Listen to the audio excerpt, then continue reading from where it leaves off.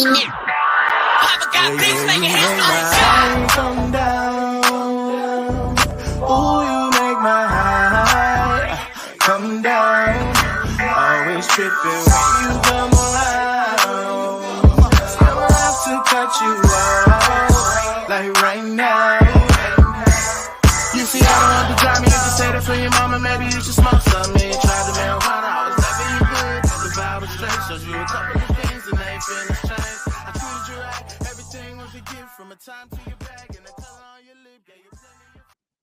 Welcome to the Seahawks Man-to-Man podcast, powered by Blue Wire. Shout out to the new company. My name is Michael-Shawn and You guys can follow me on whatever Elon Musk is calling that app these days. My @name has not changed, @Mike Dugar,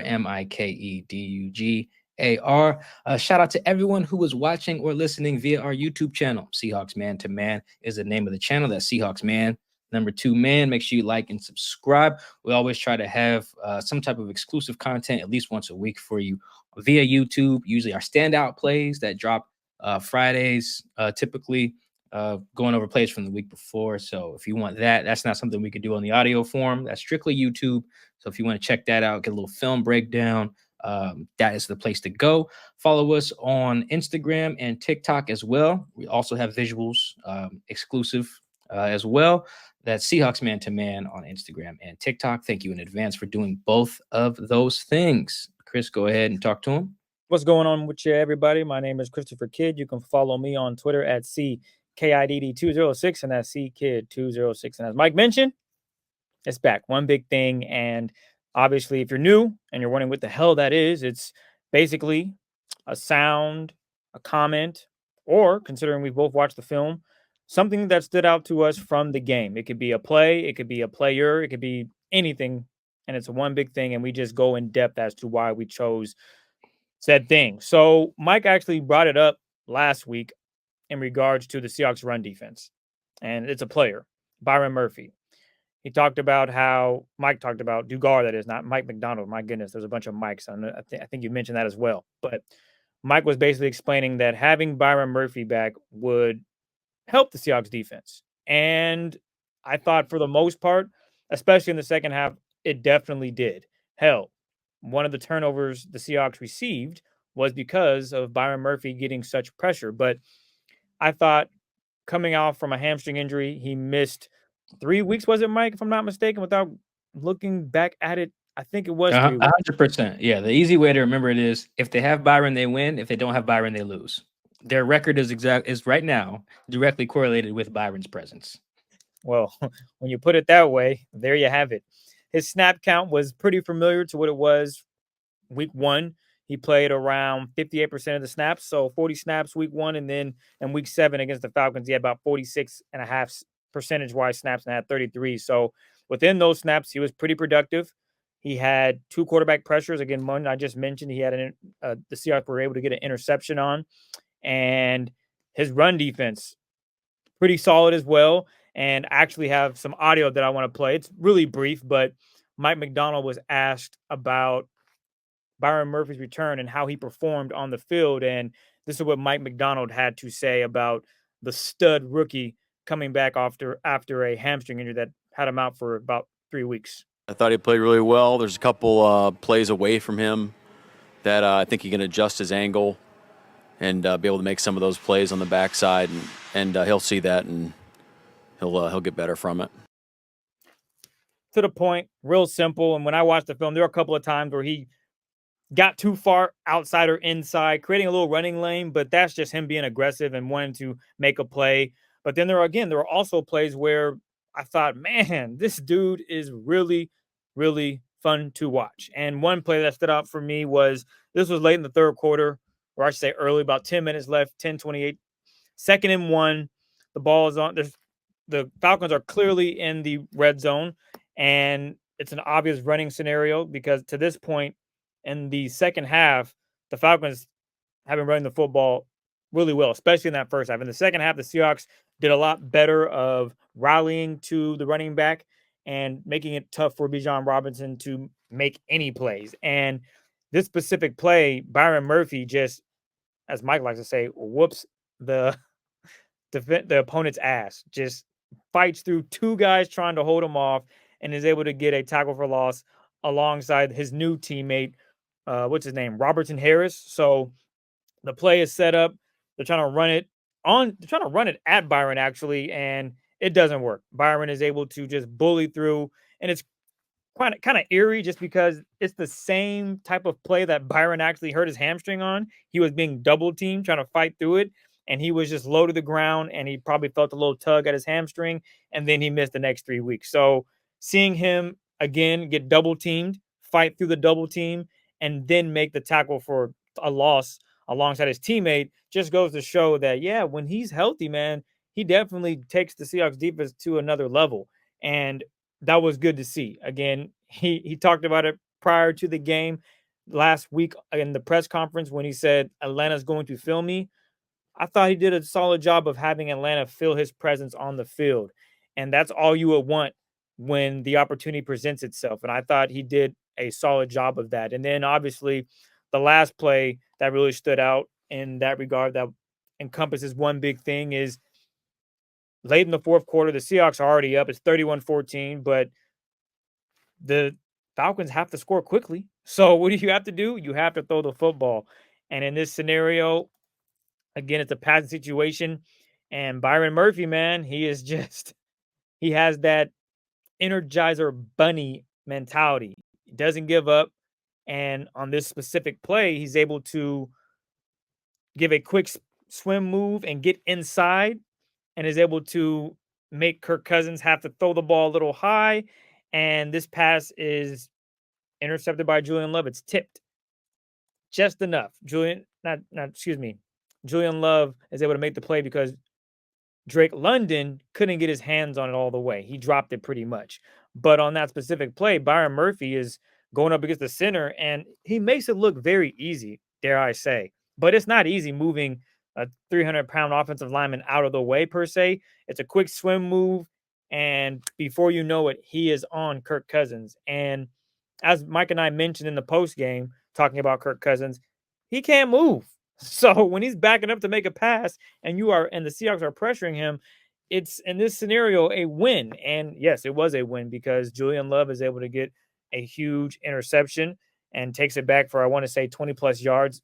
But it didn't matter. The game was out of their hands at this point. But I just wanted to talk about the effort that Byron Murphy showcased as he's pressuring the quarterback. And in this scenario, the ball is overthrown and tips and overthrows, man. And when you have good pressure, I think that's going to really help your defense. And they have another huge test coming up against the Buffalo Bills because now it's important to stay in your lane when you're pass rushing, because if you go outside of it, that's where Josh Allen can beat you. So it's a learning experience, but I'm with Mike McDonald. I thought he played well returning back from his hamstring injury. I know he's excited to get out there on the field, and I thought for the most part he did a pretty good job. Yeah, I mean, you see why they took him with their first pick, for sure. I'm gonna go to the other side of the ball. When I watched the film, this was another week where what happened live matched when I went back and watched it, so that's good. Me and Mike McDonald are simpatico. We are aligned there. My one big thing is Geno Smith's pocket movement this week. I thought Geno, he has been good at this since he's become the starter, but this season in particular, I think Geno has been just lights out at getting out of trouble, standing in there and making accurate throws in the face of pressure, and turning nothings into somethings, almost like a Ken Walker of quarterbacks, pretty much. And he was really excellent against the Falcons, and that's going to have to continue. It's not just that he was good against the Falcons. Geno was pressured 40% of his dropbacks. This is according to True Media. 40% of his dropbacks against the Falcons. That's right around his season average, which is fourth highest in the league behind, looks like Jacoby, Deshaun Watson, and I believe Jalen Hurts.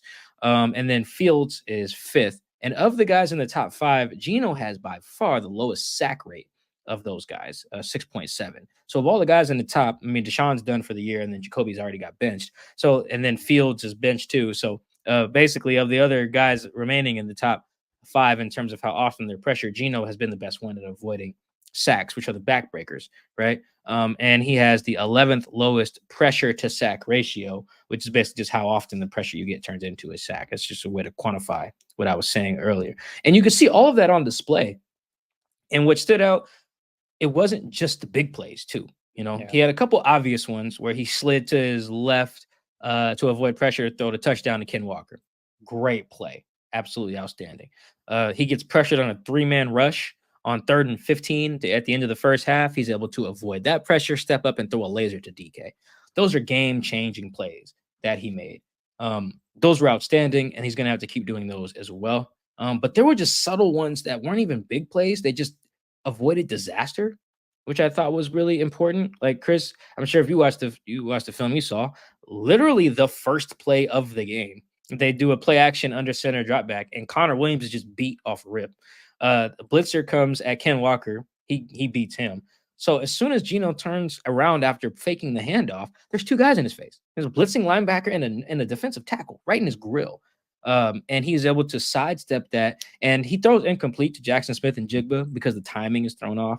And the defender has since undercut the route, very similar to what happened on the second interception to the Niners. So he kind of throws it above his head, tries to lead him upfield. He's adjusting. But the fact that just wasn't a 7-yard sack on the first play of the game is massive, because that probably would have killed that drive. And they ended up going down and getting 3 points, I believe. So, that wasn't a big play. You won't see a highlight of it. But it was massive. And he's been doing that type of stuff all year. Now, it's obviously part of his job description to do that, but not at this rate. That was literally the first play. Nobody's tired, nothing. Just first play, center gets beat. Come on, dog. What are we doing here? Connor's been okay. He's been actually pretty good among centers this year, so that's not to disparage Connor per se, but just on that particular play, it was literally the first snap. And he was like, damn, Geno's under pressure. I also mentioned he got pressure on a 3-man rush on the 3rd and 15 bomb to DK for the touchdown. So on that play, on that drive, it's 3rd and 15 because Geno got flagged for intentional grounding. He got flagged for intentional grounding because Charles is beat on that play, and the guy gets right to him before he can really do anything. And that is kind of bad because, Chris, that was also a 3-man rush on a 6-man protection. So the guy rushing from Geno's right is getting double teamed. The nose tackle, whoever the guy in the interior was, he's getting triple teamed. So then you have Charles one-on-one with whoever it was. Doesn't matter for this example. And Geno gets pressured, and then he has to just throw it away. It takes the grounding. He should have just ate the sack because they had a timeout, but whatever. It's fine. The point of that is Geno is under duress quite a bit, and it's not just the guys who you would expect. On Tyler Lockett's second catch and the 2-minute drill to set up that touchdown to DK, Charles is beat again by Ebigite, or however you say my man's name, Arnold something, their pass rusher. And Geno just stands in there and delivers a dart. Geno, whether scrambling to avoid pressure or just standing there and delivering, has been nails. He was nails against the Falcons, and it was honestly huge. This felt very similar to, I feel like the pass protection got praised after the Lions game this year.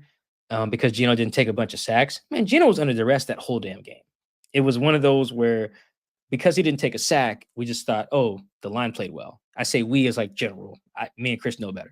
But just in general. And it felt like that on Sunday as well. I don't think the line was bad, but it felt like there was a lot of praise for the protection, and not just from Geno. Geno's always going to say the protection was good. He's a great liar. We've talked about that on this show. He should continue to keep lying. That's part of his job description. Say your teammates played well. You should.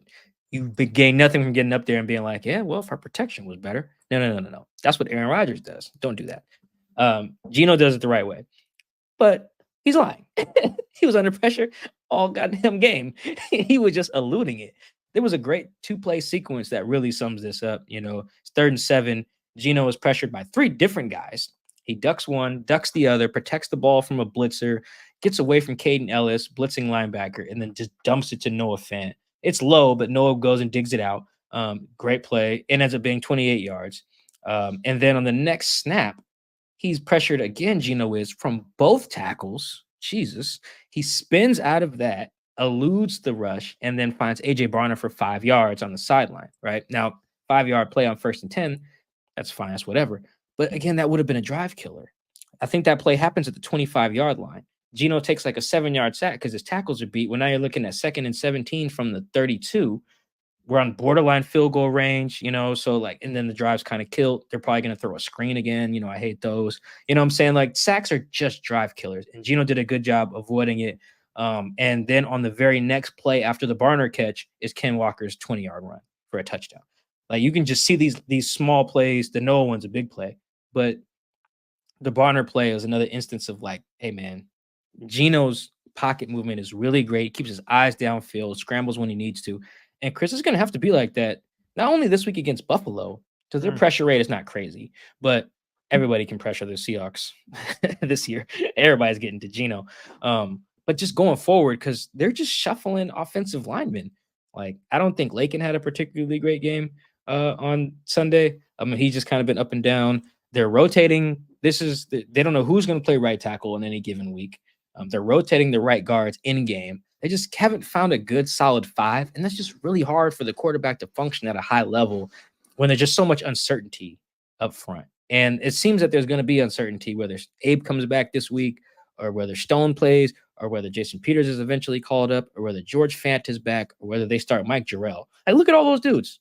Look at all those options on top of rotating your right guards, I just feel like that's a lot for the quarterback to handle. I understand how that's become the situation due to injuries and Anthony Bradford not just owning the spot at right guard. But whatever got us to that point doesn't really matter. What I'm saying is Geno's been nails, and he has to continue to be nails, not just for them, just for them to just be competent on offense. He has to be, win or lose. His pocket presence has to not just be good, like one of the best in the league. That's why I give those numbers to start. He is making it happen in the pocket, whether the throw or just avoid disaster. And the latter, the avoiding disaster, that's huge. Because we know when these guys get in second and whatever, they're not getting out of that. They're just not. They're going to throw a screen to Noah or to Jackson. It's going to gain 3 yards. It's 3rd and 13. They got to punt. Like, it's like clockwork. The one time I feel like they were really in their bag with getting out of those 2nd and 3rd and longs was the Lions game. Grubb was in his bag. It was pretty special. They brought out the hook and ladder. So outside of that game, though, I don't have much confidence in them getting out of these long situations, and to avoid those is a lot on Geno because he was really making it happen on Sunday. I know it felt good to like praise the O-line and even Geno, so the protection was great. But Chris, you could kind of see, I'm glad you played a press conference clip. You can tell the difference when Mike McDonald has got a chance to watch the film. If he's not praising that unit, any unit, after he watches it, that means they wasn't good. That means they wasn't good. Like, the film don't lie. He knows that. Everyone knows that. So I wanted to shout out Geno with my one big thing because it's going to be a big thing going forward. This could probably be my one big thing every week. He's got to basically be a master at getting out of trouble. He's not like the best at it, but he's doing it at a very high level for a guy that's not a runner. Like, some of the other guys you see that are above him and like eluding pressure are guys who also just like taking off. Like even Bo Nix. Bo Nix avoids pressure really well, but Bo just runs. He's not looking to throw. He's scrambling to run, not scrambling to throw. Geno, Jordan Love, even Mahomes, those guys are scrambling to throw, So I think Geno falls in a different bucket versus the Jaden Daniels or Jalen Hurts. Those guys scramble to run. And that's huge, particularly, Chris, if they don't have DK. So now you need even more time because DK, for all the criticism that he gets, he gets open the fastest. Because he's the fastest guy and he's the biggest. Jackson needs time. Tyler needs time for some of the longer developing stuff. Obviously, the tight ends need time. So, like, Geno's going to need more time this week because you can't just become check down Charlie without DK. You still have to push it downfield. You just have to do that with guys who aren't as fast at getting downfield as DK. So, to do that, you need more time. More time. You need guys to block. If they don't, like they literally didn't do on the first play. That was crazy to me. I keep coming back to that play because I just couldn't. I forgot about it after watching it live. Then I watched the film and I was like, dog, this is the first play. Like, what? They ran that play again and it ended up working. They double teamed the defensive tackle instead of leaving Connor getting beat. But I think Geno, perhaps maybe the most underrated thing about him at this point is that pocket movement. He's really good, really elite. It showed up on the touchdown tosses, so I'm glad that those highlights are going to get played a lot so people can see it. But I'm here to tell you guys, he was doing it all game. He's been doing it all year, and he's going to have to keep doing it, particularly this week, if they do not have DK Metcalf.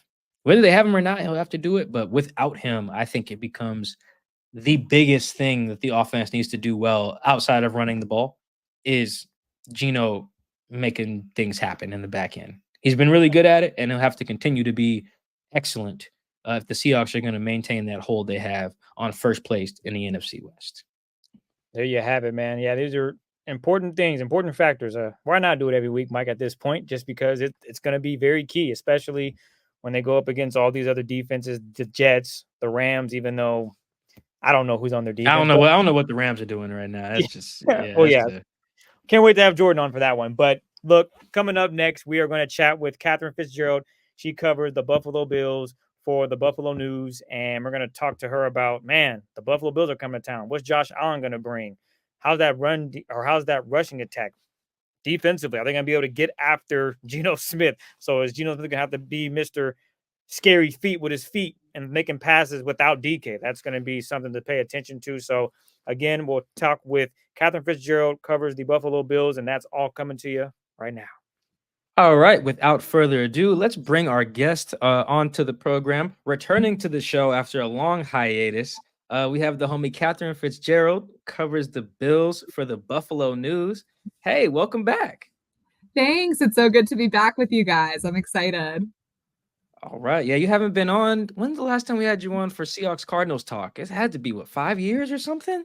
My last season in Arizona was 2020. So just about, yeah. Ooh, yeah. Long time. Well, we're happy to have you back. This is a matchup we don't get very often, obviously. Seahawks Bills, very rare. Seahawks fans around here know about what happened last time. Good old-fashioned butt whipping up there in New York. I didn't go for that one because of COVID, but I watched and it was bad. Oh, real bad. But the Bills still good, 5-2, and if I'm looking at this right, looks like they have the best point differential in the AFC. Regularly smoking folks, as we would have expected. What have you made of the season thus far? Is this the year they break through? It's been interesting, as always, covering this team. I feel they always kind of keep us guessing a little bit, where after that Ravens game, I was like, ooh, I'm not sure what's going on here. But they took a little time, figured out some things. Obviously added Amari Cooper this past week, which we'll talk about a little more. But I think they're still kind of figuring a few things out on offense, especially of just, how are they going to make this wide receiver core work? Obviously, that changed in the last week some, but I think just kind of giving Joe Brady a full year with this offense.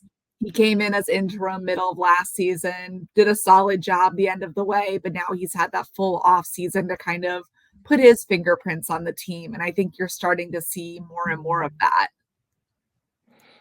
I'm curious because Josh Allen is a stud, and we've all known he's really talented, but one thing that stood out to me when I mentioned it to Mike maybe last week or 2 weeks ago, Mike looked at me like, what the hell?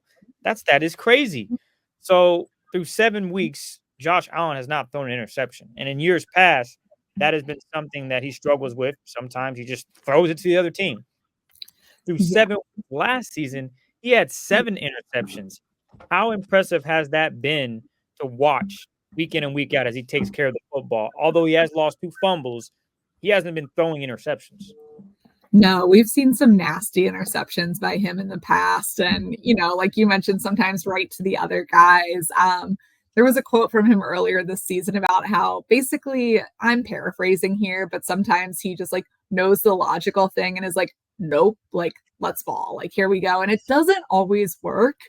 But I think it's been really important for him to cut down on some of those wild throws. He's still Josh Allen, so they want him to make some of those kind of heroic tosses every now and then, but stop forcing it. And I think that's been key. Talked to him and offensive coordinator Joe Brady a little bit about that last week, just as far as how he's cut back on those interceptions. And a lot of it is decision making. And some of it is just how Brady is scheming up the offense of giving him more underneath, giving him options. But a lot is Josh Allen himself, too, and how he's looking at it. So I think that's been huge. To your point, he's already been really impressive with everything he's able to do, but cutting down on those interceptions when they've kind of plagued him in the past, that's critical for this Bills offense. I'm curious, and this is who has been the best defense you'd say that Josh Allen has faced through 7 weeks so far? Oh gosh. I mean, the Ravens really gave them fits, but I think that was also they just exploded on offense so early that they were kind of playing catch up the whole game. Trying to think, this whole season's been a blur because they've been away so much. Yeah. I put a lot of faith in the Jets defense. I know the Jets themselves have not really figured things out.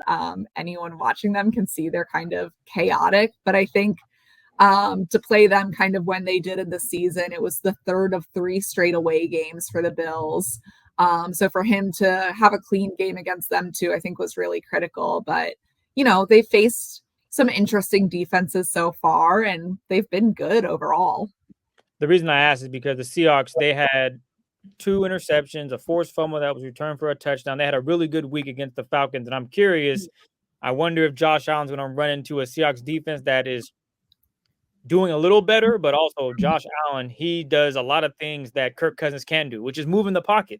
So I feel as if when he's under duress, Josh Allen's going to be able to find areas to create, whereas Kirk Cousins was a statue and he couldn't move. So I'm going to ask this. Do you think this is the week where Josh Allen might throw his first interception?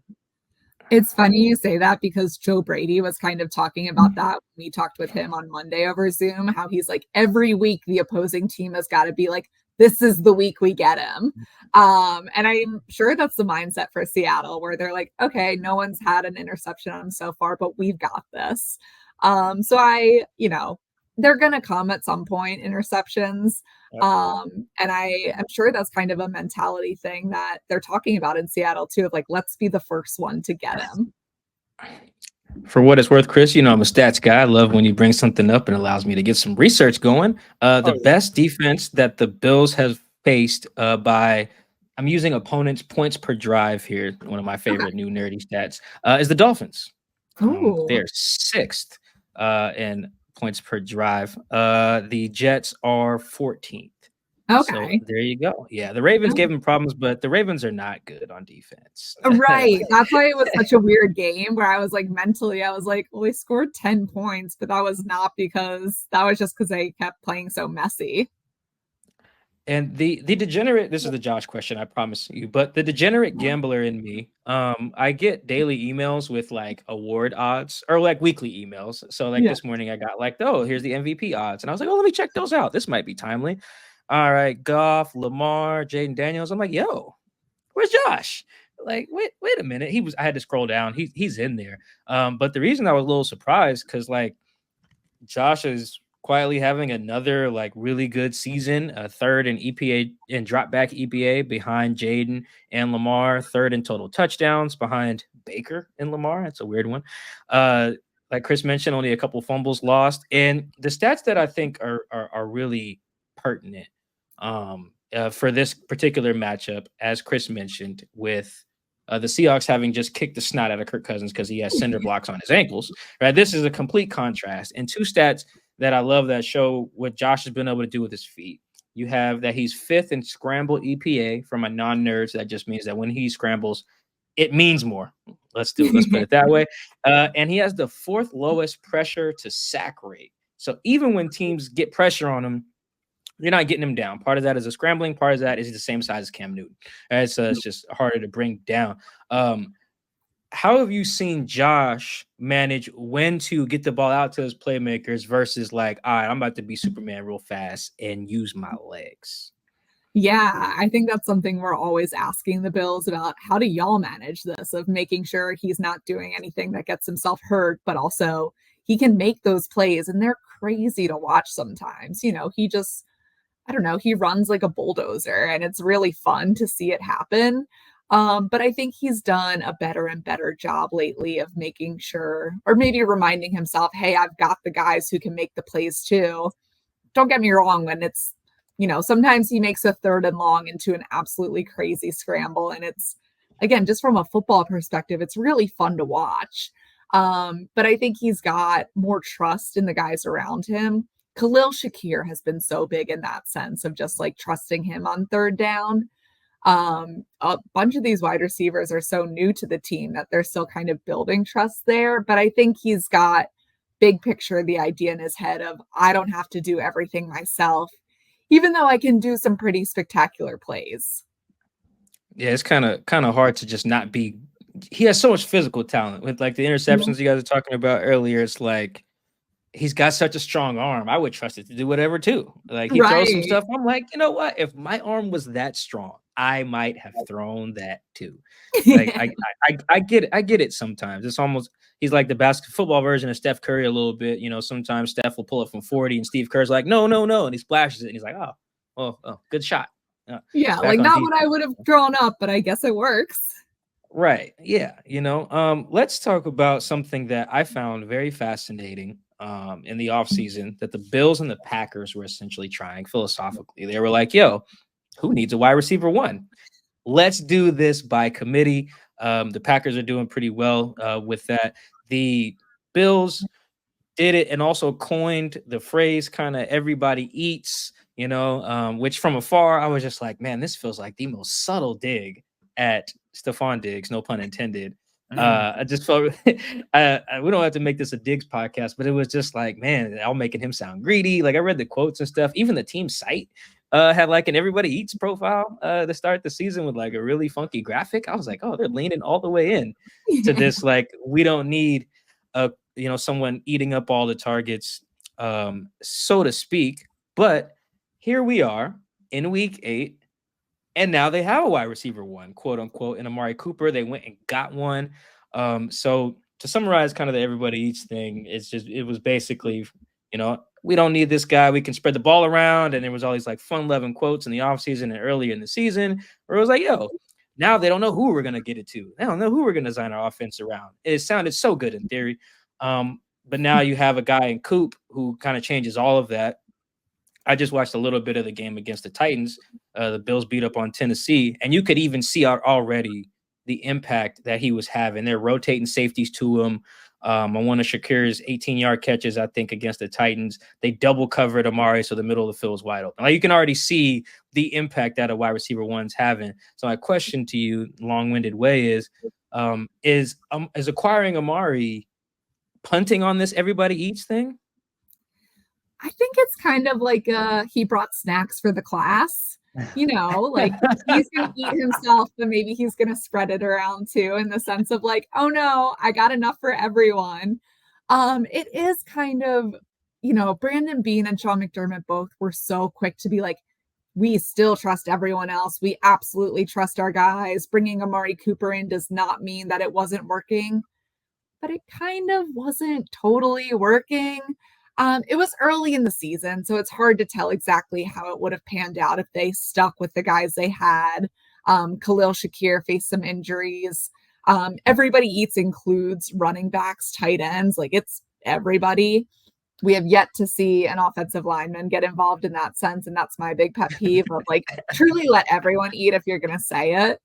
But I think bringing in Amari Cooper it says a couple things. They still do want to spread the ball around. And to your point, what you see on film, they're able to get guys involved because of the draw that Amari has. But I think they still he looks so solid in his first week when he had basically 5 days to figure out even just like where the bathrooms are in a new place, much less the playbook and everything like that. He's only going to get better and better in this Bills offense.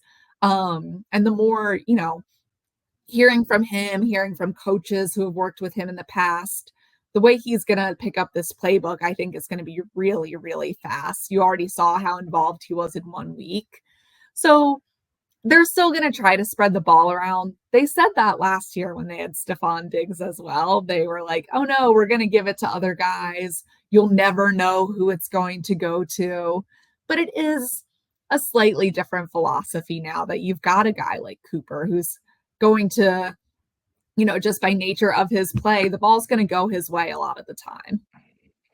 2 things. The bathroom, a sneaky important thing to know when you go to a new place. Like so way more important than the playbook. Yeah, like hey, where's the bathroom? Start. Yes.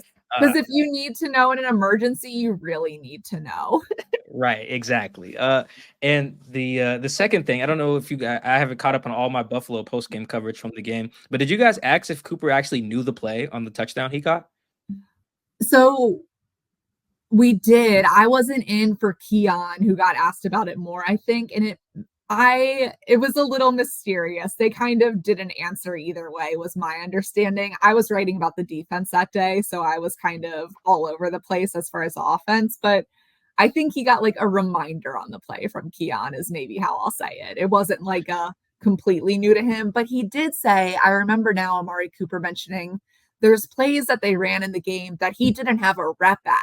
Like he had learned the play, but he hadn't actually run it with Josh Allen.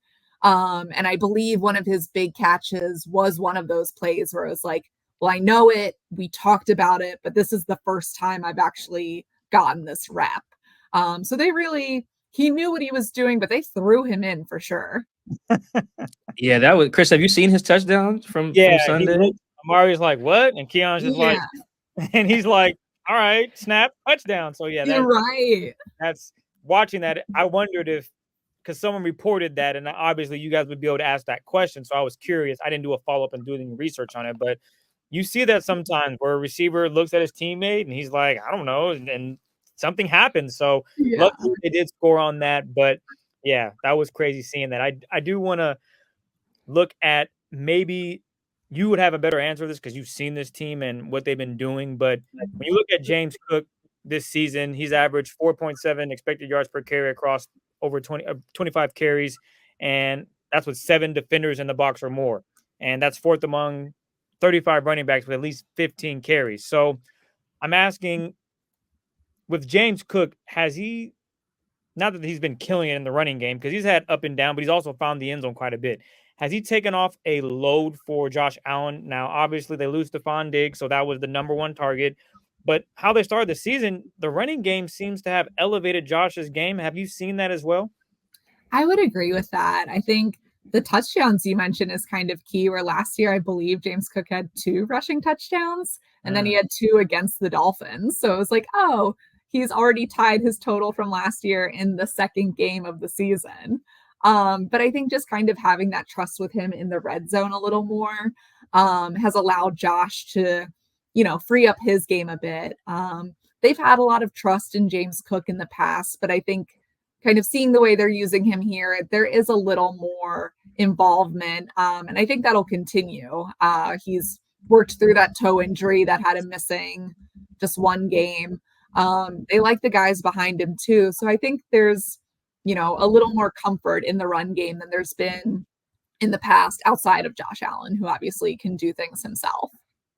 Well, the Seahawks run defense played better against the Falcons in the second half, but I have a little fear that this could be the game where James Cook, albeit gets 100 yards, has more success on the ground, just because Josh Allen can throw the football. That's probably what you don't want him to do. So you would say, yeah, we want you to run the football. And the Bills are thinking, yeah, we would love to run against this defense that is still trying to find their identity on the defensive side of things 8 weeks into the season. So with all that being said, how do you see James' performance Sunday against the Seahawks? Do you think it's going to be maybe his best performance or somewhere of the median where he's been throughout the season?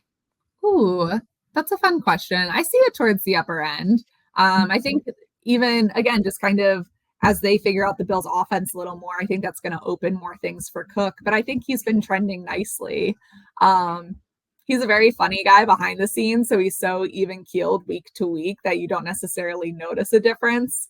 I do actually really recommend, the Bills have been doing weekly motivational videos with him where he says a 1-sentence thing like, keep grinding, and that's it.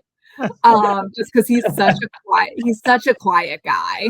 I remember doing an interview with someone who knew him from growing up one time, and they were like, yeah, he'll call me on the phone and he won't talk, but he's the one who called me to ask how I'm doing. And so this is all a total aside on just who James Cook is, but I do think he'll have a strong performance against the Seahawks, and just be able to take some advantage there. All right, Seahawks fans. Katherine said it. I didn't. I just proposed the question. I thought the defense did much better in the second half against the Falcons, but it's a new week. So, hey, there you have it. Mike, did you have a follow-up on that? Well, you put it in the air. Don't just defer accountability here. No, I'm Like not. I just thought maybe you had a follow-up question or something. No, I do, but I wanted to get that in there too. You also spoke into existence his first Josh's first interception. So let's see if that happens too. So it's give and take. We'll see there. I only just Catherine, I have a request. I just really am upset with Joe Brady. I am, because so the whole everybody eats thing, and this is my worlds colliding here. When I hear that, and I know I'm not alone, because Richard Sherman said the same thing on Thursday Night Football when they beat up on, I think that was the Dolphins. He was like, "Oh, Josh, have you seen the movie Paid in Full? That's where Everybody Eats comes from." And it was like Josh looked at Sherm like he was speaking German. Like he was just like, "Huh, Everybody Eats." Nah, man, I'll have to check that out, which is what everyone says when they're not going to watch the movie. He was just being nice on national TV. Good for Josh. But that is when I hear Everybody Eats, like this is Michael-Shawn random dream aspiration that I've never talked about. I used to want to own a food truck called Everybody Eats. Love that. Like, yeah, I think someone has since stolen my idea. It's whatever, just because it comes from the movie Paid in Full, 2002 movie starring Mekhi Phifer, Cameron, and Wood Harris. Classic movie, legitimately one of my favorites. I quote it probably, and Chris knows this, I'm a huge movie guy. I'm like, I probably quote Paid in Full probably twice a week, at least. Like, it's one of my favorites. So I'm recommending everyone watch it, listening right now. Please go listen to it. But Joe Brady is getting all the credit for coining this term on the offseason. I just don't, I can't, I need to file a formal complaint to Buffalo, put on Joe Brady's desk, like, hey, give this credit to Wood Harris, the actor. This is plagiarism. Yeah, it is. I feel robbed. I know I'm speaking on behalf of Wood Harris, the actor who says the line in the film. I'm speaking on behalf of him. I know he feels robbed as well. It's a personal thing there. When I knew Josh hadn't seen the movie. So like if Sherm would have run that by me on the studio, like, hey, you think we should ask Josh if he's seen Paid in Full? I'm like, Sherm, there's no way on God's green earth Josh has seen. How old is Josh Allen? Let me see. How old is this cat? 28. How old is he? His birthday. Yeah. What did he just turn? 28. Yeah. He is 28. This movie is 22 years old. Now, I'm only 32, and I've seen it probably a bazillion times. So age is not the total thing. But Josh is also, where's Josh from? He's a big movie guy. So I think he needs to expand his horizons a little bit here and actually watch the movie he said he was going to watch. Yes. Yeah. I have two things. A complaint. So let Joe Brady know Michael-Shawn of The Athletic is very upset with him for not properly attributing the phrase Everybody Eats. Second thing, please let Josh know as well, Michael-Shawn of The Athletic, speaking on behalf of Richard Sherman and everyone who is a Mekhi Phifer Wood Harris fan, that you guys got to watch Paid in Full. It is an excellent movie. Give him to the bye week. If he doesn't watch it by then I don't know what to tell you. That's when he'll have time. But they had a mini bye earlier this season. That's time for a movie. Well, here's the thing. What's the flight from Buffalo to Seattle? Like 6 hours? Yeah. I've got a layover, so mine's longer, but they don't have a layover. So he's got movie time for sure. There we go. This is the pressure is on. I just need to get that off my chest because it really is. It's like one of my favorite movies of all time. And to see, I'm seeing Everybody Eats, and I'm like, wow, ain't no one gonna mention Paid in Full, huh? It hurt my movie reference heart. I'm glad we could have this space for you to get this right on the record. Thank you. I appreciate it. I know. Well, I know you mixed your sports and culture too. I know you're a part-time concert reviewer as well as covering the Bills. Chris, when we get off air, we got to talk about Catherine's story from going to a Taylor Swift show in the off season. Yes, I read that. It was very interesting. Thank you. I appreciate it. I had to get that off I needed to. It's just one of my favorite movies of all time. Speak your truth. We'll get them back on this case. Thank you. I appreciate it. I knew you would have my back on this. I knew you would. All right, Chris. Now we can move on to the Bills defense. I'm done. I'm sorry. Pass rush. Something that Geno has had to, on his own terms, create things out of nothing because defensive ends, defensive tackles are in the backfield pressuring him. What type of defensive pressure are you expecting from the Bills on Sunday? Because they got some dogs on there, but I want to just hear your thoughts on their presence as a unit first. Yeah, they've had some up and down games this season, but I think they've been solid overall. I really like Greg Russo. We were talking about him before the show of just kind of what he can do. And I think he's going to keep taking steps this season. A guy I'm keeping an eye on is AJ Epinesa, where basically 2 weeks ago, was it? Again, my weeks are all confused this season, but the Bills basically gave him a challenge of, hey, we need to see more consistency from you. We haven't seen exactly what we want. And I think he stepped up and kind of met them where they were at of like, no, okay, I'm going to make these big plays, but I'm also going to be more consistent, which is maybe what they've been missing some. They've had big plays, but I think just kind of getting that, evening it out throughout a game, bringing it up to the same level the whole time. They're still without Von Miller. He is currently suspended, so they won't have him for the Seahawks. And that's been, a storyline too of how are they going to step up without him. And I think just kind of seeing what these guys have been able to do as a unit has been important. Even just getting Ed Oliver back on the interior was big. He missed some time with a hamstring injury. And I think, now that they've got most of their guys available, that's going to be critical. One name stood out to me when I was looking up some of the stats, and that's Greg Russo. You just mentioned him as well. Through 7 games, he has 29 quarterback pressures and only a half a sack. I'm not going to lie. I'm kind of nervous because Mike is good at forecasting when dudes are going to have a breakout sack performance. Okay. The Seahawks offensive line, it's had its issues all season. Are we forecasting, Katherine, that Greg goes out here and has a 2 or 3 sack game against the Seahawks offensive line and Geno Smith? Ooh, well, I didn't know that Mike was a sack whisperer, so I'm excited to hear his prediction here. 2 or 3, I don't know. I think he finally gets through for sure. But I don't know. I would set the over under at 1.5. That's fair. Yeah, I think that's a big over under. Yeah. I don't know. If you're guessing 2 or 3 and you guys know more about the Seahawks offensive line, I'm interested to see now. Okay. Chris is speaking a lot of negatives into existence for the Seahawks here today. That's usually my job. I'm just putting out the facts, man. I'm looking up the stats. I'm like, damn, I got to bring this up. This is important. But go ahead, Mike. No. I mean, I'll add a stat to that too. Among pass rushers with 75 snaps as a pass rusher, so it kind of cuts out blitzers and things like that. So of basically the guys whose job it is to rush the passer, Greg Russo is 14th in pressure rate at 16.4%. That's according to True Media.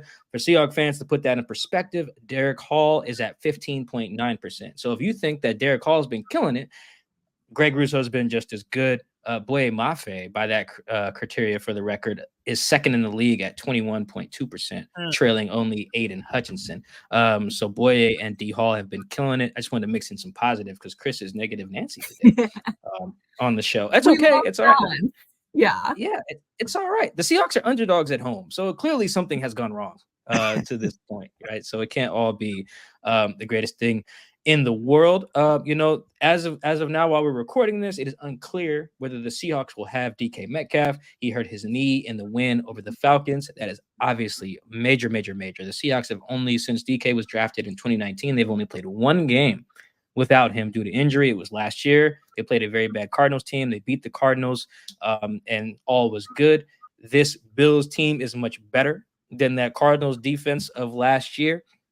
So I feel like this is going to be a very important matchup for people in Seattle. The Bills defenders outside of DeMar are probably not like household names. I maybe could throw Taylor Rapp in there since he went to Washington. It was on very good Washington Husky defenses. Chris and I are both Cougs, so we will not dwell on any Huskies. Yeah, we will just, that is all I will throw in there, and then I'm going to move on from any of the Huskies. He's a Seattle guy too. I'm talking to his high school coach later today. So nice. He's got the Seattle ties in a couple ways. Let me know when that drops. I'm going to share that out to my people. I will, thank you. They will enjoy that, even though, yes, it Rapp's a Husky and he broke my heart in 2016, but we don't need to talk about that any further. A name to watch, though, for Seahawks fans who have not tapped into Bills and their individual defensive players outside of maybe Rapp, is Christian Benford. He has the worst cornerback number in the league. Where's 47? just god-awful corner number. When I'm watching film, I'm like, yo, come on, man. This is just, I don't know. I guess he was a late round pick, so maybe he didn't have his choice. Whatever. Anyway, he has quietly though been having a very good season. His yards per coverage snap allowed numbers are really great. His passer rating allowed is super good, 68.2. I believe that would probably be second on the Seahawks. I think to put that in perspective, it would only trail Reek Woolen, who's also been strapping up this year. Christian has a pick, a couple touchdowns allowed. I'm not going to go into all his numbers. Basically, to summarize his season, outside of the Jets game when he had some bad reps against Garrett Wilson. Other than that, he has been strapping up this season. The Bills don't really shadow guys. That's not their scheme. There is very much a zone team. Play their corners on the outside, left and right. So we won't see whether DK is in the game or not. Christian probably shadow anyone. But he is certainly a guy to spotlight if you're the Seahawks offense worrying about how to function with or without DK. So the question to you is, what have you seen that's made Christian have this very good start to the season? Yeah, I think it's what he does during the week. He and Rousseau Douglas, the other corner, are always the last two guys off the field, basically. They're just getting extra reps in, sometimes with a couple receivers. Last week, talked to Rousseau Douglas a little bit about how he and Keon Coleman would stay out after practice a little bit, but Christian's always there as well, too. The way that we hear coaches talk about his preparation is just wild. You know, he's always in it. Like you said, he's a late round pick, earned the starting role over Kaiir Elam, has been really solid for this Bills defense, but it's not really a surprise when you see him, again, just like on the jugs machine after practice, to the point that it's like, am I going to get to talk to him today, or is he still going to be working? Baltimore guy, I'll give him credit there. He went to high school right near me, so hometown for me. But I think too, just kind of the way he's got that chip on his shoulder, you know, late round pick, went to Villanova, not even a football school, but caught the eye of the Bills and has just kind of earned his way each step. I think that's what you're seeing show up on the field on Sundays. And again, just always first guy out there, last guy to leave. I know that's such a cliche in football, but like I'm seeing it with my own eyes. It is him. So he's the one doing that. Yeah, he is definitely a guy to circle. You can't miss him. Number 47. Again, probably the worst cornerback number. I was scanning the Bills roster. I'm like, who can he like bribe or buy their jersey off them? Because like when you're that good, you should have a cooler number. It's just, I feel like that's just the rules. All the single digit ones are taken by players who would probably be hard to get them off their jersey. Maybe Tyler Bass has 2. I'm not sure. He said he beat out Kaiir Elam. Elam looks like he's got 5. Yeah. Swap there. I'm like, dude, this is ugly. You're too good of a player to have this jersey. I think he's unfazed by it though, because I did catch a different week on Thursday Night Football. I think they were previewing a Bills game or something like that, but it was the Bills were not playing Thursday night, so I was watching it in my house, and they mentioned Christian Benford wearing number 47, Jamarcus Ingram, another defensive back, wearing 46, and they were like, what are these guys doing?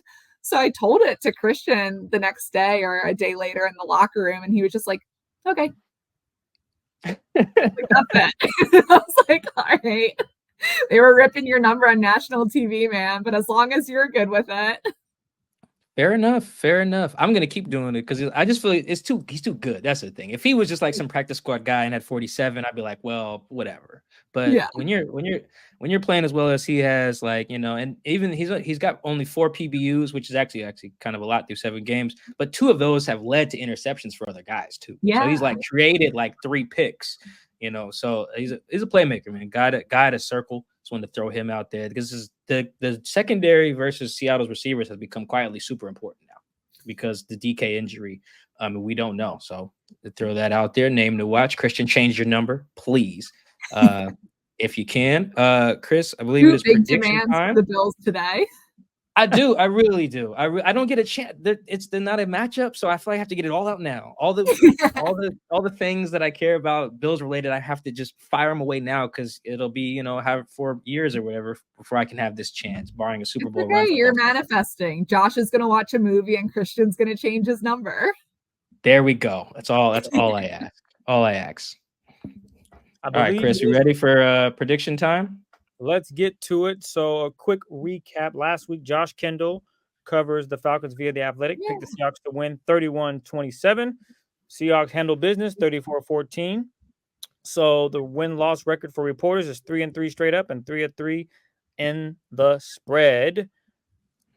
Last week, Josh decided to take under on both Bijan scrimmage yards and Kyle Pitts receiving yards.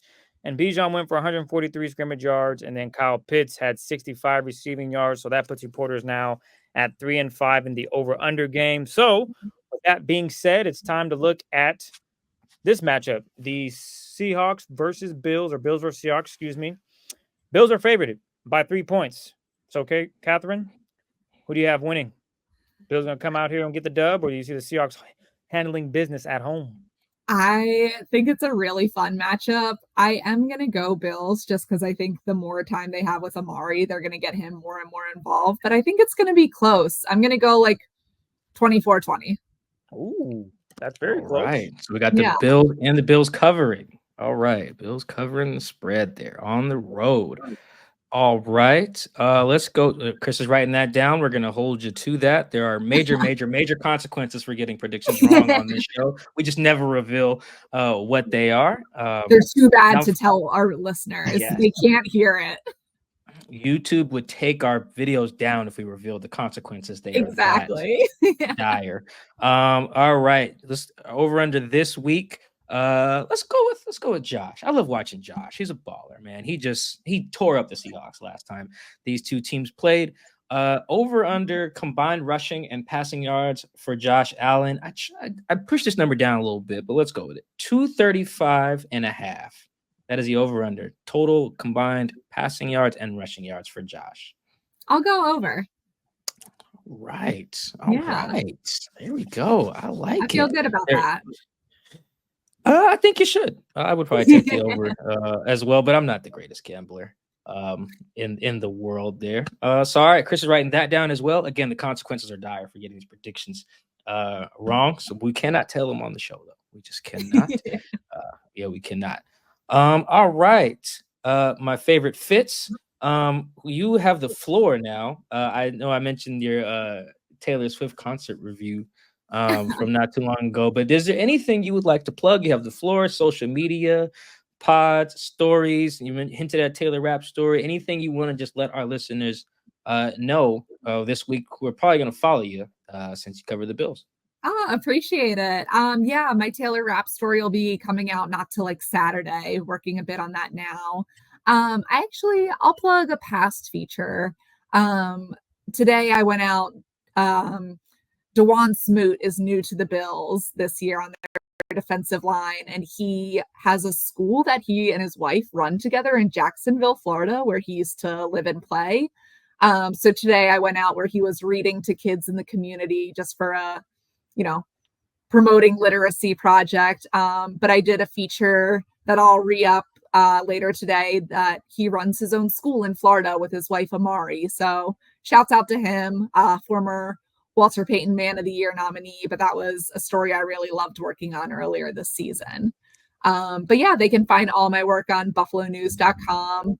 My coworker Mark Gahn and I do a podcast on Wednesdays called the Play Action Podcast, where we'll also dive into the Bills Seahawks matchup. And then I'm on Twitter many hours of the day at KFitz134, where I am terminally online, so they can find me there too.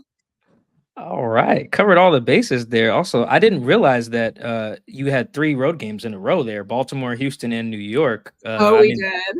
I am tired. And then you're headed to Seattle, though?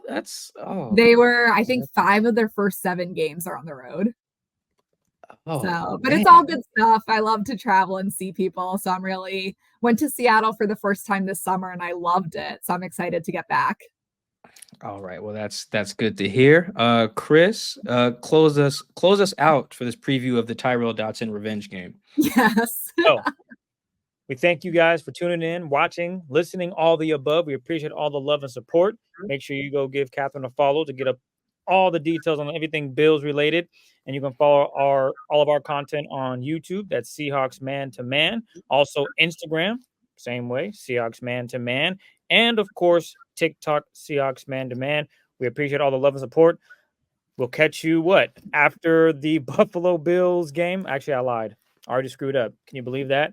We'll come back to you on Friday with our standout plays from the win against the Falcons, and then we'll have our post-game show, and hopefully we can talk about a victory and prove Catherine wrong. So it's been another episode of Seahawks Man to Man. We appreciate all the love and support. We'll talk to you then.